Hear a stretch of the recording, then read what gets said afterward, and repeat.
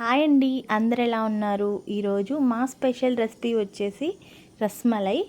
ఎంతమందికి రస్మలైలు అంటే ఇష్టమో నాకైతే కామెంట్ చేయండి. ఎంతో టేస్టీ రస్మలైలు అయితే ప్రిపేర్ చేసేద్దాం రండి. చాలా ఈజీ ప్రాసెస్లో చూపిస్తాను మీకు. ముందుగా ప్రాసెస్లోకి వెళ్ళిపోదాం. ముందుగా 1 లీటర్ పాలను తీసుకుందాం. నేను స్టీల్ బౌల్లో అయితే వేసుకుంటున్నాను. స్టవ్ మీద మీడియం ఫ్లేమ్లో పెట్టుకొని పాలని మరిగించుకోవాలి.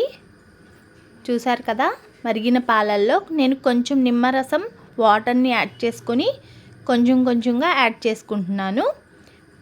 చూసారు కదా, కొంచెం విరిగినాయి, పూర్తిగా ఉన్నాయి కూడా యాడ్ చేసేసుకుంటే చాలా మంచిగా విరిగినాయి. చూసారు కదా, పాలకి పాళ్ళు నీళ్ళకి నీళ్ళలాగా అయిపోయినాయి. ఇప్పుడు వీటిలో 2 కప్స్ వాటర్ని యాడ్ చేసుకోవాలి. ఒకసారి కలుపుకొని క్లాత్లోకి వడకట్టుకోవాలి.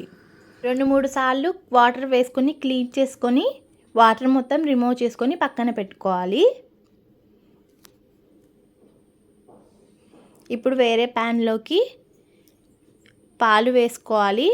అందులోకి షుగర్, ఇలాచీ పౌడర్, కొంచెం ఫుడ్ కలర్ని యాడ్ చేసుకున్నాను, ఎల్లో ఫుడ్ కలర్ని. అలాగే మీగడ కూడా వేసుకోవాలి. వేసుకుంటే టేస్ట్ అయితే సూపర్ వస్తాయి అన్నమాట. మన రస్మలైలు టేస్టీగా ఉండాలంటే కొంచెం మీగడ వేసుకోవాలి. అందులో చాప్ చేసుకున్న కాజు బాదం వేసుకొని ఇంకొంచెం దగ్గరికి అయిన తర్వాత స్టవ్ ఆఫ్ చేసుకొని పక్కన పెట్టుకోవాలి. ఇప్పుడు వేరే బౌల్లోకి 1 కప్ షుగర్, 2 కప్స్ వాటర్ వేసుకొని మరిగించుకోవాలి. ఈలోపు రస్మలైలు అయితే ప్రిపేర్ చేసుకుందాం. అందుకు వాటర్ అయితే రిమూవ్ చేసుకున్నాం కదా, ఈ పన్నీర్ ముద్దను ప్రెస్ చేసుకుంటూ కలుపుకోవాలి. చూసారు కదా, వాటర్ ఏమీ లేవు, చాలా ప్రెస్ చేసుకుంటూ కలుపుకోవాలి. సాఫ్ట్గా అయ్యే వరకు కలుపుకునే ఉండాలి.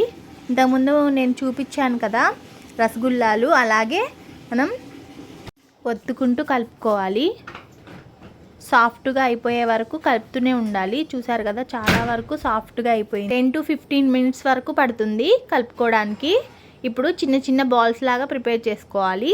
ఈక్వల్ సైజులో ముందుగా తీసి పక్కన పెట్టుకోవాలి. తర్వాత మనం ప్రెస్ చేసుకుంటూ ఇట్లాగా కట్లెట్ షేప్ అయితే ఇచ్చుకొని ప్రెస్ చేసుకొని పక్కన పెట్టుకోవాలి. మొత్తం ఇట్లాగా రెడీ చేసుకొని పక్కన పెట్టుకున్నాను ఈ సైజులో.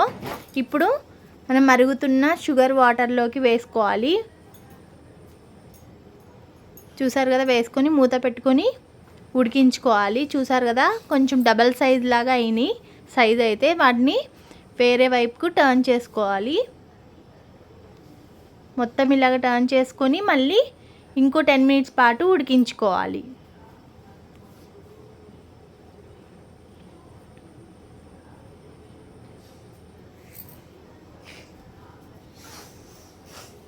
చూసారు కదా, మొత్తం బాగా ఉడికినాయి. వీటిని స్లోగా చాలా డెలిషియస్గా ఉన్నాయన్నమాట. చాలా జాగ్రత్తగా తీసుకొని కూల్ వాటర్లో అయితే వేసుకుంటున్నాను నేను.